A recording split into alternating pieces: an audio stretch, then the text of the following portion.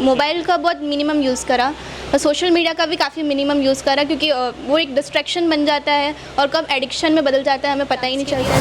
अगर आप स्टार्टिंग से ही पढ़ाई पे फोकस करोगे तभी रिजल्ट आना पॉसिबल है। क्या भविष्य में क्या बनना चाहते हो? सोशल मीडिया का जो आजकल बच्चे जो यूज़ करते हैं, मोबाइल का यूज़ करते हैं, उनको लेकर आप क्या संदेश दें? स्मार्ट स्टडी में फैसिलिटीज़ तो है ही है, मतलब स्पोर्ट्स से रिलेटेड या फिर पर्सनल कंफर्ट से रिलेटेड वहाँ पे पढ़ाई भी बहुत अच्छी है, टीचर्स फ्रेंडली है। हमेशा इसको ये कहा कि बेटा आपके ऊपर प्रेशर नहीं है बट एक्सपेक्टेशंस है, but you can do your best और I will trust on you कि आप कर लोगे, और इसने वो प्रॉमिस पूरा किया। The Maruti Nandan grand, Nathdwara स्थित एकमात्र ultra luxurious 5 star hotel. Rajsamand जिले की एकमात्र 5 star hotel the Maruti Nandan grand में भोजन की स्वादिष्ट थाली अब सिर्फ 290 रुपए में। श्रीनाथ जी की नगरी नाथद्वारा में इस सुनहरे अवसर का आनंद अवश्य उठाएं।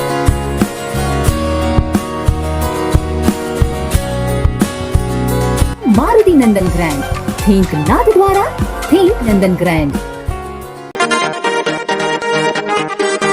सीबीएसई 10वीं और 12वीं के रिजल्ट में कई छात्रों ने बेहतर परिणाम दिए हैं, जो कि अन्य छात्रों के लिए प्रेरणास्पद हैं।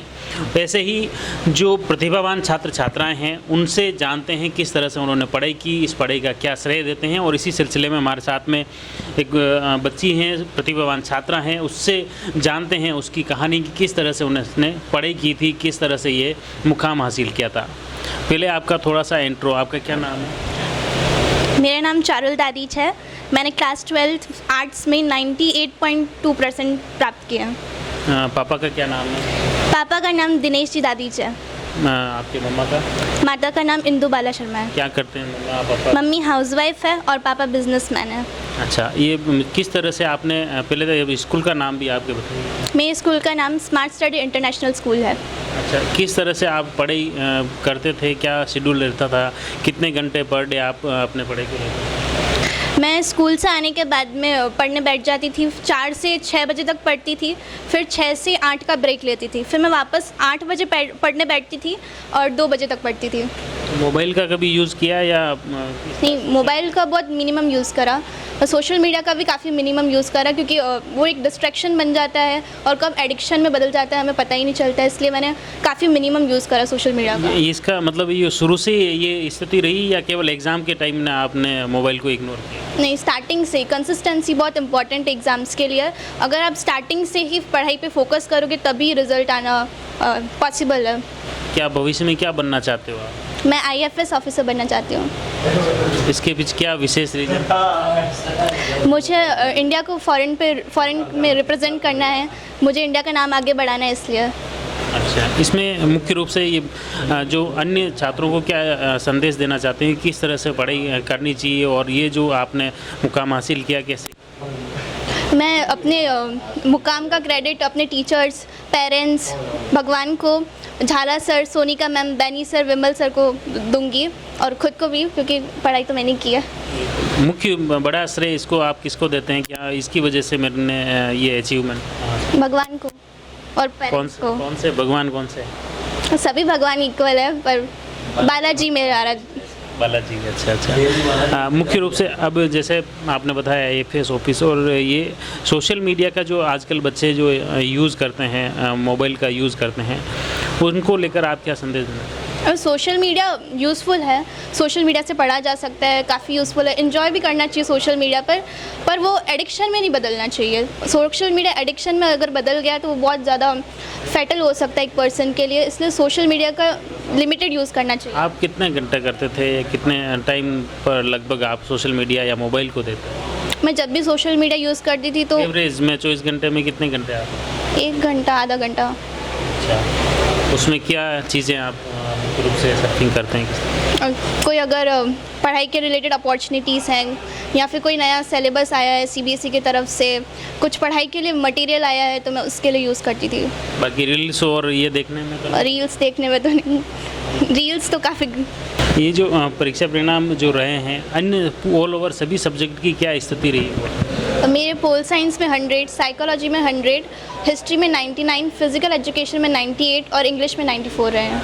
अच्छा, इसमें मुख्य रूप से आपने जैसे बताया भगवान और आपकी खुद मेहनत से टीचर की रही, तो वहाँ की जो एजुकेशन है स्मार्ट स्टडी की, इसको कैसे देखते हैं, किस तरह की वहाँ पे सुविधाएं कैसी? स्मार्ट स्टडी में फैसिलिटीज़ तो है ही है, मतलब स्पोर्ट्स से रिलेटेड या फिर पर्सनल कंफर्ट से रिलेटेड वहाँ पे पढ़ाई भी बहुत अच्छी है, टीचर्स फ्रेंडली हैं, डाउट सॉल्विंग सेशंस होते हैं, मॉक टेस्ट भी होते हैं जो काफ़ी हेल्पफुल होते हैं। कब से एडमिशन लिया आपने स्मार्ट? मैं 11th से स्मार्ट स्टडी में हूँ। पढ़ाई की जो तैयारी की, इसके लिए आपने कोई कोचिंग वगैरह भी ली? नहीं। जो भी स्टडी की आपने हर सब्जेक्ट की, सभी सेल्फ स्टडी? हाँ, सेल्फ स्टडी और स्कूल के सपोर्ट से। अच्छा, अगर आपको कोई क्वेरी होती, कोई आपको समझ में नहीं आ रहा होता, तो किस तरह से आप अपने सब्जेक्ट टीचर से हेल्प लेते हैं, किस तरह से उन्होंने?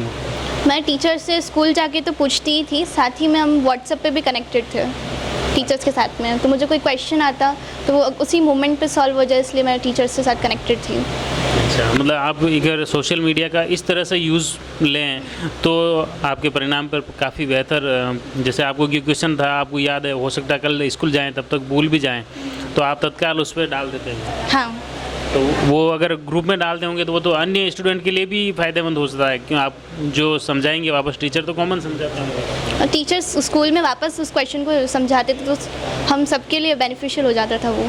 आज जो कुछ बच्चे जैसे स्कूल के साथ में जो कोचिंग जाते हैं, उनको आप क्या कहना?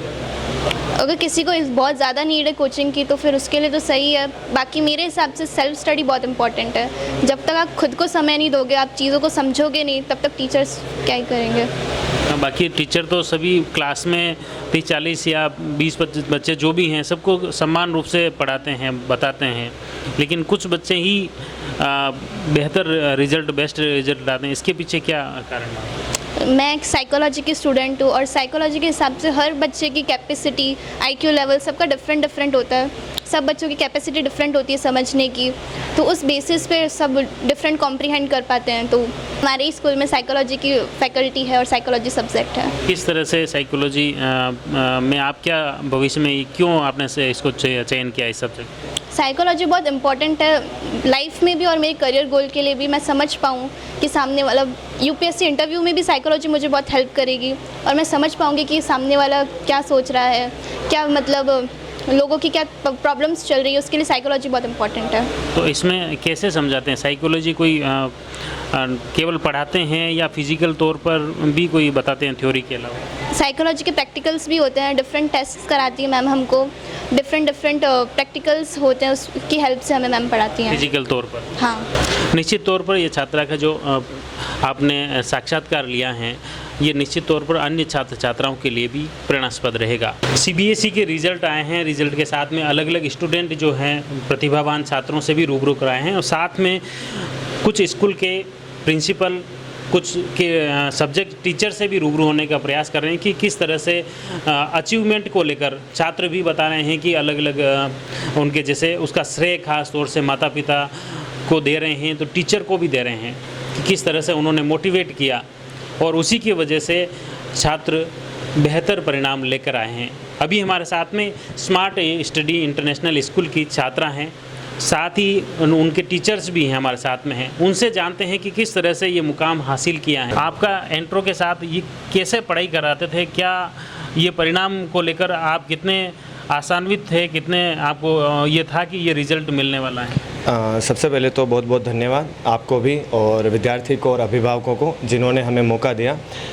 सेकेंड थिंग, हम जिस विद्यालय से जुड़े हुए हैं तो हमारा ये शुरू से ये सपना था कि हम विद्यार्थियों को ऐसी शिक्षा देंगे जो उनको आने वाले समय में प्रतियोगी परीक्षाओं में भी और अपने जीवन में भी सफल होने में और अपने पैरों पर खड़े होने में मदद करेगी।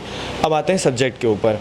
जब भी हम आज सब्जेक्ट को लेके जब भी क्लास शुरू करते हैं, चैप्टर्स के साथ क्लास शुरू करते हैं, तो वो ऑब्जेक्टिव शुरू से रहता है कि हमको यहाँ से क्या क्या चीज़ें लर्न करके आगे बढ़ना है, किस टाइप से कंपटीशन एग्जाम्स में क्वेश्चन पूछे जाएंगे और जो सब्जेक्ट के ऊपर जो कमांड है आज टीचर्स की, तो वो बहुत अच्छी है। क्योंकि आज अगर मैं भी जाऊंगा तो उस चीज़ को हमेशा अश्योर करके जाऊंगा कि आज उससे कंपटीशन एग्जाम में कितने क्वेश्चन पूछे जा रहे हैं।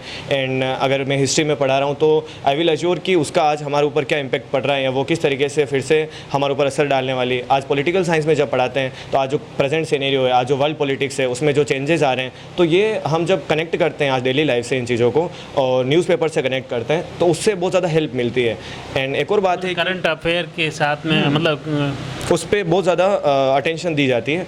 एंड उसी के साथ क्या है कि आज बच्चों को ज़रा सा भी डाउट रहता है तो वो इतनी अच्छी तरीके से क्लियर करा जाता है कि बच्चे साथ में बैठते और उसको क्लियर कर लिया जाता है। क्योंकि आज एक प्रॉब्लम ये भी है कि बहुत बार विद्यार्थी शेयर नहीं करते और वो घर पे जाके फिर यूट्यूब से चीज़ें देखते हैं और वहाँ पे उनके कंसेप्ट ढंग से क्लियर नहीं होते क्योंकि वो क्वेश्चन नहीं पूछे जाते हैं। और स्पेशली आज हमारी जो भी क्लासेस चलती है, जो डॉक्टर साहब भी क्लासेस लेते हैं या हम जब भी शुरू करते हैं, तो बच्चों को उस टाइम पे क्वेश्चन आंसर्स के लिए इतना ज़्यादा इंकरेज करा जाता है कि वो सारे डाउट क्लास में क्लियर हो जाए। उसी का नतीजा है कि आज विद्यार्थी ने 100 में से 100 ला के नाम रोशन करा है सर। बिल्कुल, ये मैं इसके बहुत ही बेहतर परिणाम रहा। अन्य स्टूडेंट की, जैसे कोई भी टीचर जो पढ़ाता है ना, वो पूरी क्लास को पढ़ाता है, न सिर्फ एक स्टूडेंट को। जो टीचर जिस तरह से समझाता है, क्या कारण मानते हैं कि सभी बच्चे बराबर नहीं? देखिए सर, एक अध्यापक कभी भी अपने बच्चों में भेदभाव नहीं करता, माता पिता भी नहीं करते हैं। और एक अध्यापक का जो कर्तव्य होता है कि वो जब भी कुछ पढ़ाएगा तो उसके पीछे कुछ होमवर्क देगा। आज कुछ विद्यार्थी ऐसे होते हैं जो आप भी जानते हैं कि घर पे जाते सोशल मीडिया पे ज़्यादा टाइम देते हैं बजाय कि एक शिक्षक ने जो कार्य दिया है उसको करने में।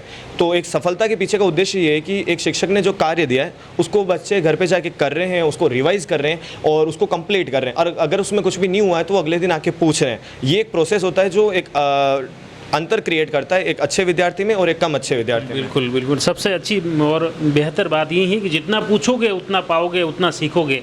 ये सबसे बड़ी और अच्छी बात है। डॉक्टर सिंघवी मैम, आप ये बताएं कि किस तरह से आपने पढ़ाया और ये जो रिज़ल्ट आया है इसको लेकर आप कितने आशान्वित थे? मैं बिल्कुल 100% श्योर थी कि ये मेरी हिस्ट्री फिर से रिपीट होगी। लास्ट ईयर भी मेरी साइकोलॉजी में 100 में से 100 लाई थी हमारी पूर्व में विद्यार्थी आनी मेहता, और इस बार चारुल से मेरे को शुरू से था। बट मैंने हमेशा इसको ये कहा कि बेटा आपके ऊपर प्रेशर नहीं है बट एक्सपेक्टेशंस है, but you can do your best और I will trust on you कि आप कर लोगे।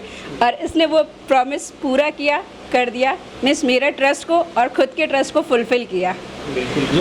जो मार्क्स आए हैं वो भी काफ़ी अच्छे आए हैं, काफ़ी टॉप स्केल में है। अगर पूरे ज़िले की अगर बात करें तो अन्य दूसरे जो स्कूल हैं उससे कैसे डिफरेंट अलग हैं स्मार्ट स्टडी? सर, एक चीज़ तो ये कि यहाँ पे आपको प्रैक्टिकल नॉलेज के लिए मिलता है कि जो भी चीज़ें आप कर रहे हैं वो प्रैक्टिकल कर रहे हैं। मैं जैसे जो आपने एक्सपेरिमेंट करना है तो आपने प्रैक्टिकल किया। नॉलेज जैसे अगर आपने पॉलिटिकल साइंस पढ़ी तो बट जैसे एज चारुल हमारे स्कूल में लास्ट ईयर हेड गर्ल भी थी, तो उसने वो पूरा पॉलिटिक्स का कि कैसे चुनाव लड़ा जाता है, प्रचार किया जाता है, कैसे जीता जाता है, वो सारी चीज़ें इसने करी। तो पॉलिटिक्स में कैसे क्या चीज़ें होती है वो उसने प्रैक्टिकली देखी, सीखी। तो बहुत सारी चीज़ें, तो ऐसे जो चीज़ें एक्टिविटीज़ स्कूल में जो डेली बेसिस पे होती है वो सारी आपको प्रैक्टिकल नॉलेज दे रही है। मतलब फिजिकल तौर पर पूरा रूबरू करो। तो आप उन सारी प्रॉब्लम से जब आप फेस करो कि अच्छा ये प्रॉब्लम हो रही है तो इसको कैसे सॉल्व करना है, तो वो प्रैक्टिकली चीज़ें हो रही है, तो वो आपको ज़्यादा कॉन्फिडेंट बना रही है कि प्रॉब्लम को सॉल्व करने के लिए। तो वहाँ पे और बोर्ड के आजकल पेपर्स ऐसे हैं कि जहाँ पे आपको रोट लर्निंग की ज़रूरत नहीं, मिस रटने की ज़रूरत नहीं, रटने वाले आंसर्स ही नहीं आ रहे, आजकल आते केस स्टडी बेस्ड क्वेश्चंस। तो बच्चों को प्रैक्टिकली केस कि आपकी जो डेली लाइफ है उससे रिलेटेड क्वेश्चंस हम दे रहे हैं कि ये केस है, देखो बताइए केस है, इसमें क्या प्रॉब्लम है, क्या पर्सन फेस कर रहा है प्रॉब्लम, अच्छा उसके लिए आप उसको कैसे गाइड करोगे, क्या थेरेपी दोगे, इस तरह से। तो बच्चा उन केस स्टडी के थ्रू सीख रहा है, तो वो प्रैक्टिकली नॉलेज ले रहा है। और बोर्ड पैटर्न भी आजकल यही है, अब रोट लर्निंग नहीं हो रही है और बच्चे को जितना प्रैक्टिकली हम सिखा रहे हैं, तो ये हमारे स्कूल में एक बहुत अच्छा एडवांटेज, और मैनेजमेंट हमको वो फैसिलिटीज़ दे रहा है कि हम बच्चों के लिए हर चीज़ प्रैक्टिकली कर सकें। बिल्कुल, ये एक जैसे चारुल की जो उपलब्धि हैं अन्य स्टूडेंट के लिए कैसे प्रेरणास्पद है? सर बिल्कुल कि एक प्रेरणास्पद कि हाँ कि जो स्टूडेंट है अगर वो 100 on 100 ला सकती है तो वो चीज़ हम भी कर सकते हैं कि हमारे पास में भी वही सारी फैसिलिटीज़ है। इफ़ यू वांट, अगर हम सोचें तो हम भी वही चीज़ कर सकते हैं कि मोटिवेशन, बट ये किसी की प्रेशर के लिए नहीं है, ये सिर्फ एक मोटिवेशन के लिए कि हाँ अगर ये अचीवमेंट हो सकता है तो हम भी वो चीज़ कर सकते हैं। बट उसके लिए उतना ही डेडिकेशन हमको देना होगा जितना चारुल ने दिया है कि उनका सर ने बताया, जाला साहब ने, कि जितना पूछोगे उतना यस। तो आप जितना डेडिकेशन दोगे उतना, हमारा यहाँ पे कहावत है कि जितनी शक्कर डालोगे उतनी चाशनी मीठी होगी। तो बस वही चीज़ है कि जितनी आप मेहनत डालते जाओगे उतना रिजल्ट अच्छा होता जाएगा, बट आपकी मेहनत ज़रूरी है उसमें। बिल्कुल बिल्कुल, बहुत बहुत धन्यवाद। ये मुख्य रूप से जो रिजल्ट के पीछे की जो तस्वीर रहती हैं, रिजल्ट के पीछे मुख्य जो भूमिका में रहते हैं टीचर्स, उनकी बात भी आप तक पहुंचाने का प्रयास किया कि किस तरह से हर छात्र ऐसे परिणाम ला सकता है जिस तरह से चारुल की जो उपलब्धि हैं अन्य छात्रों के लिए भी प्रेरणास्पद रहेगी। आप जुड़ी रहिए जयवर्धन न्यूज़ के साथ। धन्यवाद।